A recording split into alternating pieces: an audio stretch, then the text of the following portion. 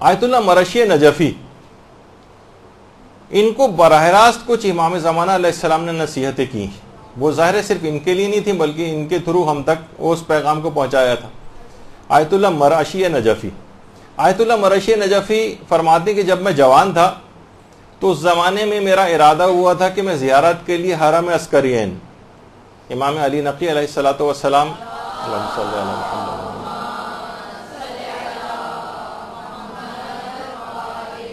اور امام حسن عسکری علیہ الصلوۃ والسلام، اللہم صلی علی محمد،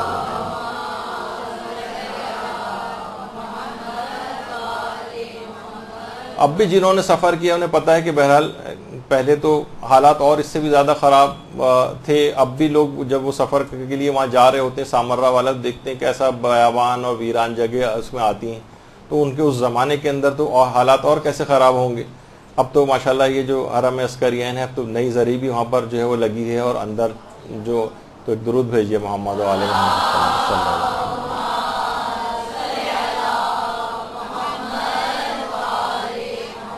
تو کہہ رہے ہیں میرے ایک تو ان دونوں ائمہ کے قبور کی زیارت کے لیے بھی تھا ارادہ، اور حرم سید محمد جہاں وہ قربانی وغیرہ بکرے کی جاتی ہے وہاں عام طور پر دیکھیے اب اس نام لحاظ سے وہ ان کا نام مشہور ہو رہا ہے۔ تو بہرحال کہہ رہے ہیں اس طرف جاتے ہوئے میں راستہ بھول گیا، راستہ گم ہو گیا، اور اتنا وقت گزر گیا کہ میری حالت خراب ہو گئی، شدید ترین گرمی تھی، مجھے غش آنے لگے، یہاں تک کہ راستہ نہیں ملا، اور یہاں تک کہ میں بالکل جاں بلب ہو گیا اور مجھے اپنے بچنے کی بھی امید نہیں رہی۔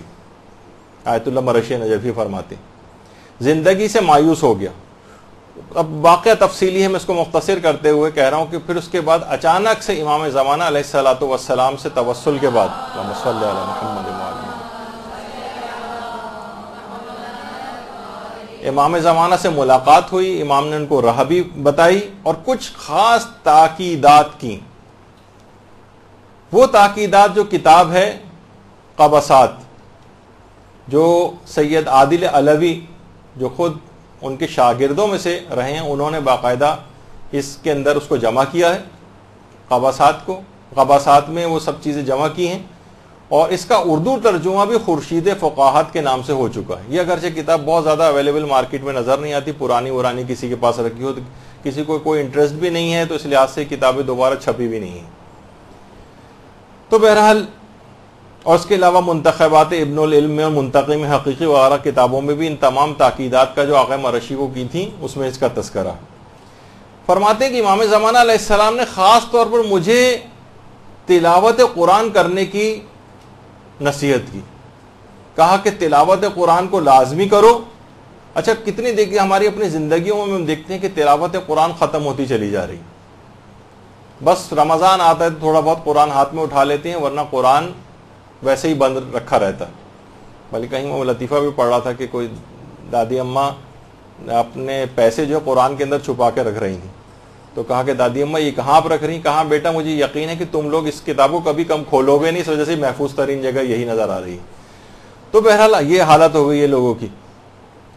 تو ایک عجیب ورنہ بہار ہے قرآن کی لوگوں کی زندگیوں میں، اس لحاظ سے قرآن رائج رہے، نوجوان بچے قرآن کو پڑھیں اور ان کو اس طرح کے مواقع میسر ہوں، ایسے پروگرامز ان لوگوں کے لیے کروائے جائیں، اجتماعی جو ہے تلاوت قرآن کے سلسلے میں جو ہے حرموں کے اندر بھی جو ہے اس طرح سے تقاریب منعقد ہوتی ہیں، لوگوں کے اندر بیدار کرنے کے کچھ ایسے اقدامات ہونے چاہیے۔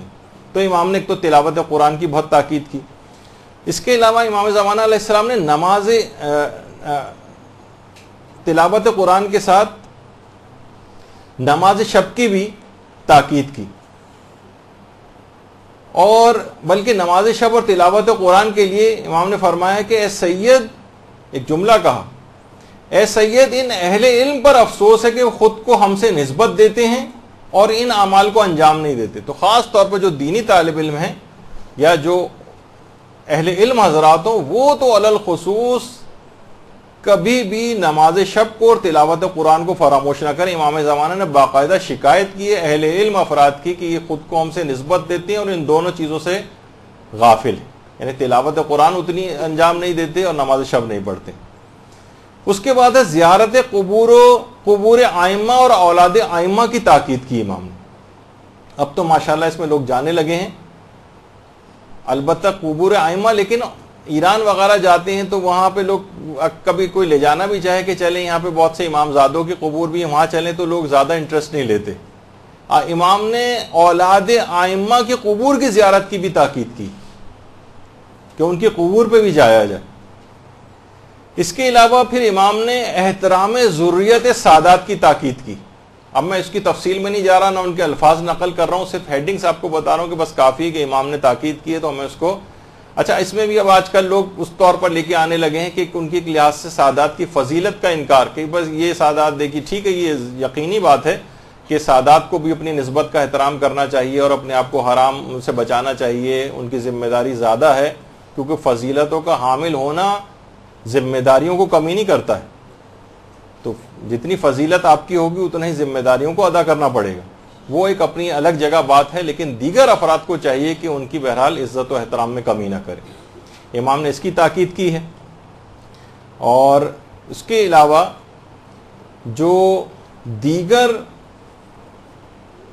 علماء کی قبور ہیں، شہداء کی قبور ہیں، صالحین کی قبور ہیں، وہاں بھی ضرور گاہے بگاہے زیارت کے لیے جائیں. کتنے افراد ہیں، اپنے رشتہ دار ہیں، لوگ سالہ سال اپنے والدین کی قبروں پر نہیں جاتے ہیں، سالہ سال گزرتے چلے جاتے ہیں، جب وہاں قبروں سے اندازہ ہو رہا ہوتا ہے کہ یہاں سالوں سے کوئی نہیں آیا ہے. تو بہرحال اس کی تاکید امام نے کی. عورتیں بھی قبرستان جا سکتی ہیں، اپنے نجاست کی حالت میں بھی جا سکتی ہیں. لوگ اتنے زیادہ سوال پوچھتے ہیں کہ بیچ میں چلیں یہ والا فقہی مسئلہ بھی آ گیا. اس کے علاوہ امام نے خاص طور پر آیت اللہ مرشی کو اس بات کی تاکید کی کہ امیر المومنین علیہ السلام کا جو خطبہ شقشقیہ ہے، اللہم صلی علی محمد و علی محمد، حضرت امیر کے اس خطبے کو حفظ کرنے کی تاکید کی. اور ایران میں باقاعدہ اس کے پروگرامز بھی ہوتے ہیں.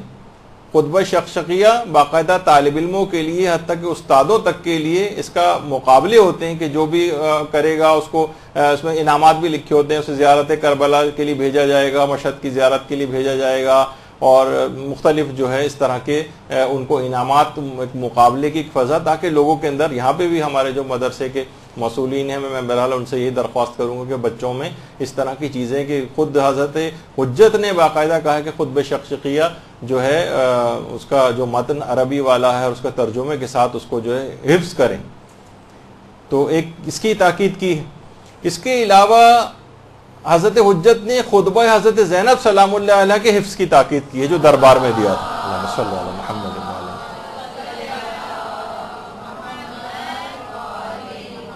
باقاعدہ مدارس میں مسئولین کو بچوں کو سلیبس میں شامل کر کے یہ چیزیں حفظ کروانی چاہیے. امام زمانے کی خواہش تھی کہ آیت اللہ مرشی نجفی تک سے یہ بات کہی. اور اسی طریقے سے امام نے خاص طور پر والدین کی خدمت کی تاکید کی ہے، خواہ وہ زندہ ہوں یا مر گئے ہوں. اب مرنے کے بعد خدمت کیسے ہوگی؟ یقیناً ان کے واجبات کو انجام دینا، ان کے لیے دعائے خیر کرنا، ان کے لیے تلاوت قرآن کرنا، ان کے لیے اعمال صالحہ انجام دینا، ان کے لیے حج و عمرہ و زیارات کا ثواب کو ہدیہ کرنا وغیرہ وغیرہ، جتنی بھی چیزیں خواہ زندہ ہوں خواہ انتقال کر گئے ہوں، خاص طور پر تاکید کی ہے. اور ایک اور چیز جس کا آج کل بڑا مذاق اڑایا جانے لگا ہے، امام زمانہ علیہ السلام نے آیت اللہ مرشی سے کہا کہ ایک عقیق جس پر 14 معصومین کے نام کندہ کیے جائیں اور اس کو میت کے منہ میں رکھنے کی تاکید کی. اور الحمدللہ مدرسے کو بھی افتخار رہا ہے کہ باقاعدہ ہم نے اس میں اپنے کفن بیگ کے اندر عقیق کے اوپر باقاعدہ پرنٹنگ کروا کے ائمہ کے نام اور وہ اس میں، تاکہ مردے کے منہ میں رکھا جا سکے. اور اس چیز کو آغا سیستانی نے بھی، اور جتنے مراجع جنہوں نے العروۃ الوثقیٰ پہ حاشیہ لکھا ہے، سب نے اس کی تاکید کی اور عروہ کے اندر اس کو جو ہے نقل کیا. امام زمانہ نے الگ سے آیت اللہ مرشی کو اس بات کی تاکید کی تھی کہ، اور ابھی بھی کسی کو چاہیے تو ہمارے یہاں مدرسے سے اویلیبل ہوتا ہے، کوئی الگ سے کسی کے پاس کفن موجود بھی ہے تو الگ سے بھی عقیق لے سکتا ہے. اچھا، پھر اس کے بعد امام زمانہ علیہ السلام نے نماز جماعت میں شرکت کی تاکید کی.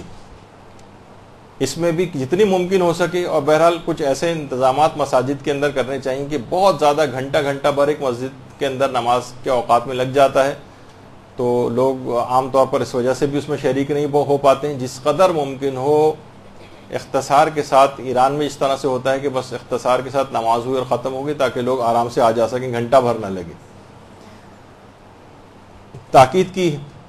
اس کے علاوہ امام نے فقہ, حدیث اور تفسیر قرآن کے مطالعے کی تاکید کی.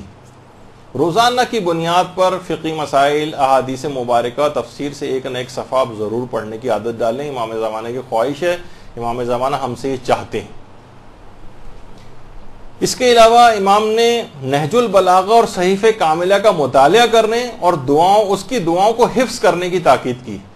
مثلا بچوں کو واقعتاً دعائے عافیت ہے, والدین کے حق کی دعا ہے, یا جو بڑے ہو گئے ہیں ان کے لیے اپنی اولاد کے حق کی دعا ہے, موت کو یاد کرنے کے لحاظ سے ایک دعا ہے. کتنی صحیفہ کاملہ کے اندر اگر آپ دیکھیں, نہج البلاغہ کے اندر کلمات قصار, کتنے قیمتی امام کے جملے اس کے اندر ہیں. باقاعدہ کورس سلیبس کے اندر یہ چیز شامل ہونی چاہیے.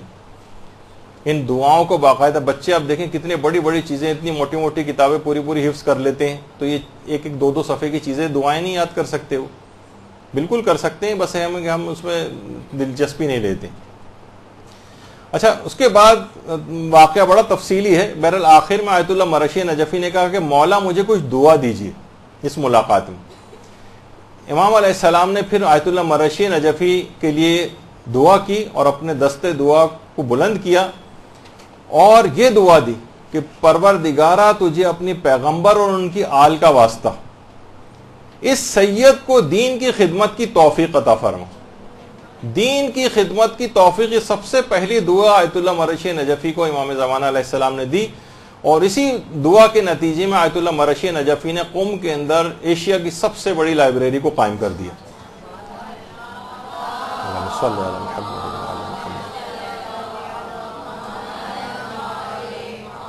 حرم معصوم قم سلام اللہ علیہ کے بالکل سامنے ان کی قبر بھی ہے, آیت اللہ مرشی نجفی کے, اور ان کا کتاب خانہ بھی ہے جہاں پر, اور بہترین بہت ہی بڑی لائبریری جو ہے وہاں پر قائم کی گئی.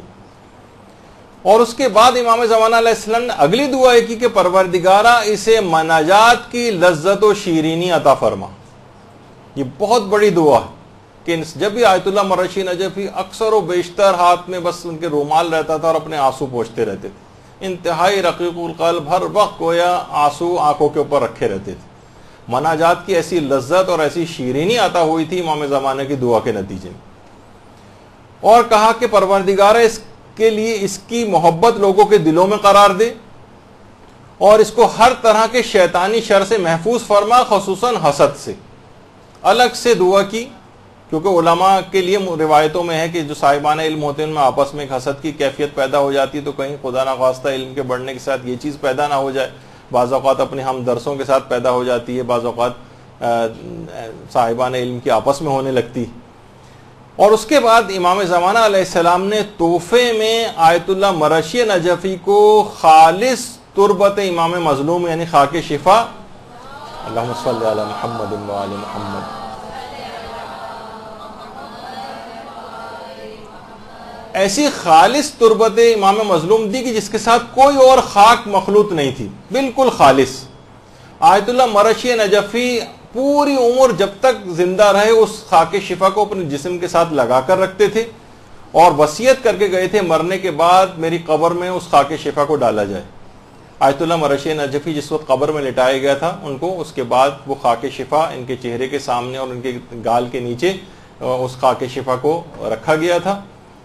اور آیت اللہ مرشی نجفی نے صرف امام مظلوم کی نہیں بلکہ جتنے بھی ائمہ اطہار تھے ان سب کی قبور کی مٹی اپنی پوری زندگی میں مختلف کاوشیں کر کے جمع کی تھی. اور اس کے علاوہ آیت اللہ مرشی نجفی کو امام زمانہ علیہ السلام نے ایک عقیق کی انگوٹھی بھی تحفے میں دی تھی. اللہم صلی علی محمد و آل محمد. آیت اللہ مرشی نجفی اس عقیق کی انگوٹھی کو بھی ہمیشہ اپنے ساتھ رکھتے تھے اور کہتے تھے میں نے اس عقیق میں بہت ہی زیادہ آثار بزرگی اور کرامات کو مشاہدہ کیا. اچھا, اب آج کل ایک اور بھی چیز ہو گئی, یہ پھر آپ کو جگہ جگہ میں ان چیزوں سے آگاہ کرتا جاتا ہوں کہ عقیق کے خلاف بھی ایک کیمپین شروع ہوئی ہے کہ یہ پتھر ہے, یہ کہ لوگ اپنی زندگیوں پہ سوچتے ہیں کہ بڑا اثر انداز ہوتا ہے اور جو ہے یہ فضول لوگوں نے پہننا شروع کر دیا ہے اور اپنے حاجت روائی سے کرنے لگے بغیر جبکہ کسی کی نیت نہیں ہوتی ہے، کیونکہ حکم ہے اس کا اور اس کی خود خاص ان سے فوائد حاصل ہوتے ہیں نماز کے دوران جب بھی اس کو پہننے کا حکم ہے، تو اس کے خلاف بھی ایک چیز دیکھیں امام اس کی اہمیت کے پیش نظر امام نے وہ عقیق کی انگوٹھی تحفے میں دی تھی، اور خود آقا مرشی کہتے ہیں میں نے بہت آثار بزرگی اور اس میں کرامات مشاہدہ کی ہیں اس عقیق میں۔ برحمتك يا أرحم الراحمين وصلى الله على محمد وآله الطاهرين۔